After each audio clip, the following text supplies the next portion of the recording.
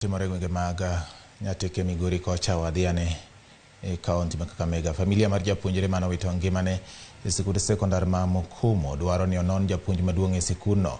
Jonyuol Miriam na Machanja wacho ni nyathigi no chal mane otuore kuom thuolo malach e sikul kane pok omiye thuolo mar dhi dala mondo mi oyud thieth makare. Kaka Diana Londe lero, jatend migawo mar thieth Susan Nakumicha notimo limbe e sikul mar Mukumu kendo lero chenro ma migawo no keto mar jiwo ler e sikunde kendo geng'o tuoche malandore mapiyo kendo mayot e kind oganda.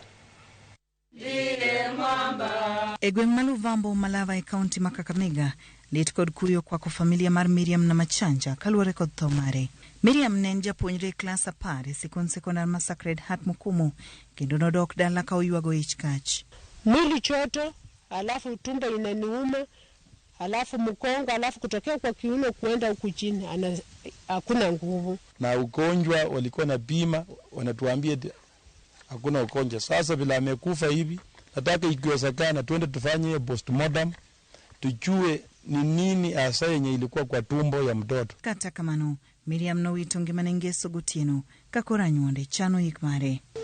Jatend migawo mar thieth Susan Nakumicha kod jagoro mungirore migawo mar somo Belial Kipsang nyotimo limbe sikund sekondar ma Mukumu kendo lero ni duoko mar nonro wi muoch mar tuo ma Mukumu Girls oseduogo koa Kemri. We have noticed that a total of 108 cases of gastroenteritis, which is a stomach disease, and it has resulted into 2 deaths so far, which have been reported. We have noted a few things which needs to be dealt with within the dormitories, within the dining hall, within the kitchen.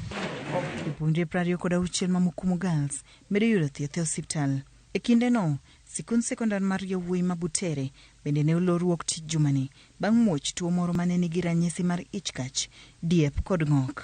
Ban migawo mar thieth ma ochung' ne nonro Kemri igeno ni biro yango duoko mar pim mane otim Butere Boys jumani. Diana Londe, Ramogi TV. Jokanyo